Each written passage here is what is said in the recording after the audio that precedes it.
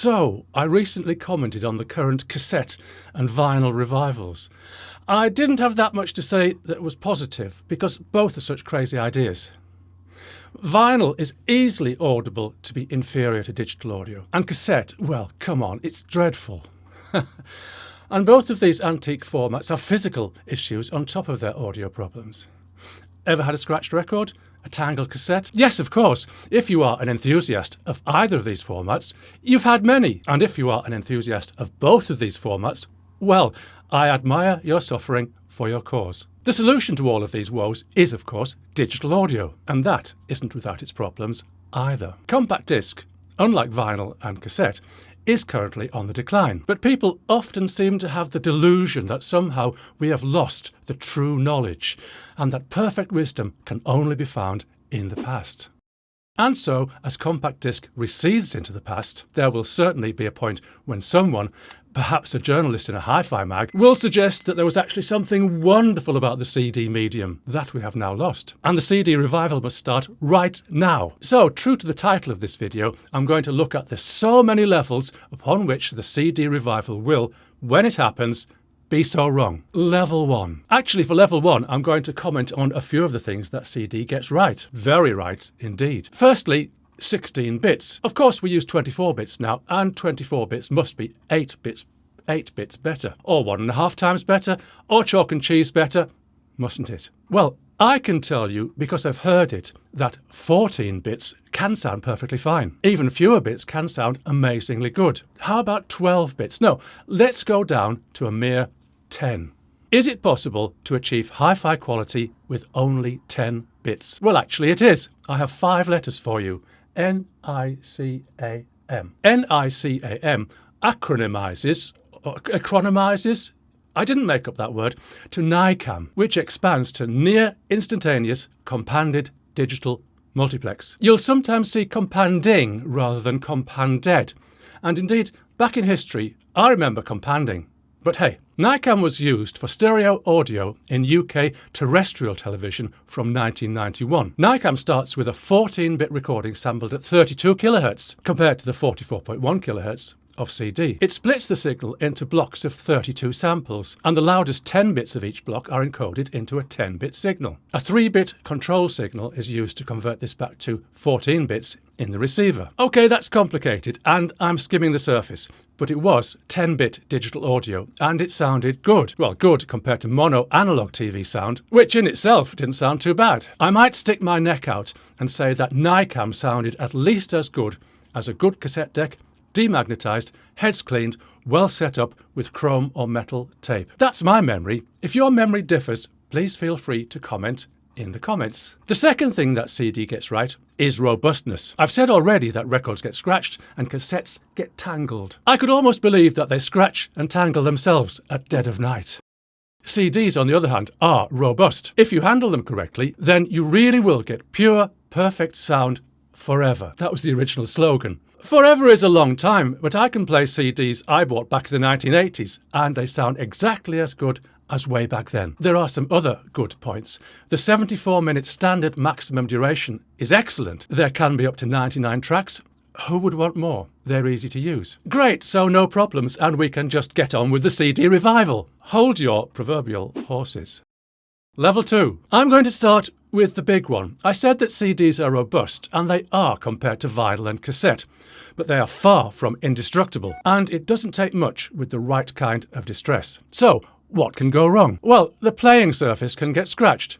CDs are made of polycarbonate, which is much harder than vinyl, but it can still get scratched. The thing is, though, that the format is designed to be resistant to scratches. The digital data stream contains redundant copies of the information, so if a scratch spoils a couple, or a few, or even quite a lot of bits, those bits can be replaced from elsewhere in the data stream. This is called error correction, and it results in perfect audio. But if a few more bits are spoiled so that error correction can't work, we get error concealment, where the player tries to guess the values of the missing bits. This sounds a bit hit and miss, or a bit bit and miss, but it can work well. Some say that this is the cause of the CD sound, but I don't think I've ever been aware of it when listening to music for pleasure. But a bigger scratch, so that neither error correction nor error concealment can work, Well, the player is supposed to mute so that you don't hear digital glitches. And a digital glitch can be far worse than the worst scratch you'll ever get on vinyl. But what's more likely is that you'll get clicks,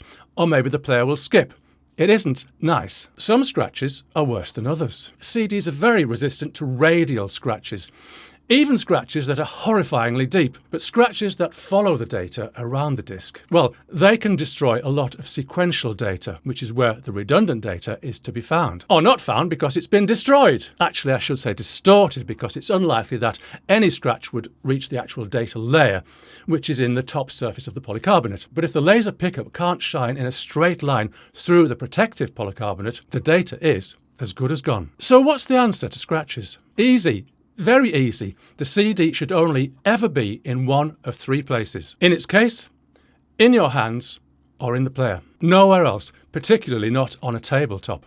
Either way up. Do this and there will never be any scratches. Another problem which affects CDs even more than scratches is fingerprints. CDs hate fingerprints. Fingerprints block, reflect and refract the beam from the laser. A fingerprint can be tiny and almost invisible, and it will still cause clicks or skips. The answer again is easy, which is to handle the disc by its edges. That's easy for me to do, easy for you to do. But lend your CD to someone you once called a friend, and it will come back in need of a careful and painstaking clean with distilled water on a very soft cloth. Use a tiny amount of detergent if you have to, about 1/4 of a drop. By the way, it is possible to polish out some scratches.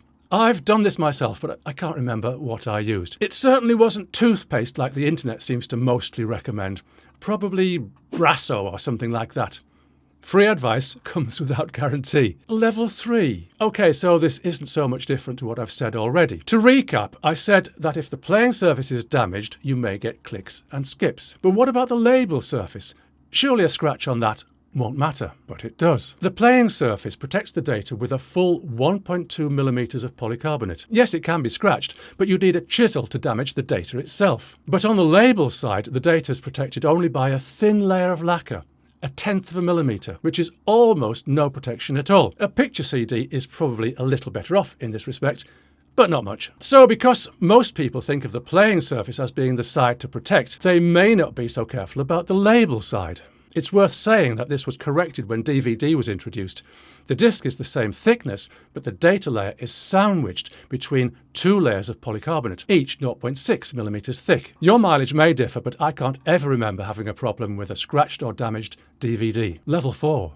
CD rot. Okay, we were promised pure, perfect sound forever. But are there any CDs in your collection that you haven't played recently? If so, take a look at a few. Chances are that among 20 or 30 CDs, you'll find one that has turned brownish or bronze in colour. This, according to science, is because if the reflective layer of the disc is silver rather than aluminium, the silver can react with sulfur in the paper of the booklet and tray card, forming silver sulfate, which is bronze in colour. Okay, that's one explanation, and there are others. But the end result is that the disc won't play. There are other ways a CD can rot, none of them good, and none of them recoverable. If you have a CD that looks a bit bad, copy it quick. Level 5. I think I've covered all the negative features of the format and disc itself, although I'll keep one up my sleeve to end with. Level 5 has got to be the awful jewel case. I don't even know why it's called a jewel case. If I had any jewels, I'd keep them in a safe. Actually, I do, because I looked it up on Wikipedia just now. It's called a jewel case because the design was considered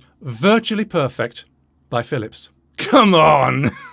The jewel case has one major flaw, and that is it breaks easily. It can break at the hinges, or the teeth of the retainer can snap off. If the hinges break, the case is difficult to use and store. If the retainer breaks, the CD will rattle around inside the case and possibly get scratched. Neither are nice. A lesser flaw, but a flaw nonetheless, is that if the booklet is nice and thick with lots of pages and lots of information, it's hard to get out of the case and harder to get back in again. And you might break off the tabs that retain the booklet. Oh, bother. But even if the jewel case was unbreakable, there would still be a problem in my mind. Other than breaking, a jewel case stays perfect for a long time. Compare this with the sleeve of a vinyl album. You'll take it off your shelf, put it back again many times. Put it in your bag, take it to your friend's house many times. As time goes by, the sleeve acquires wear. You'll wear this wear, if you see what I mean, with pride. Like iPhone owners are proud of their chipped, scratched and screen-cracked phones because it shows how much they use them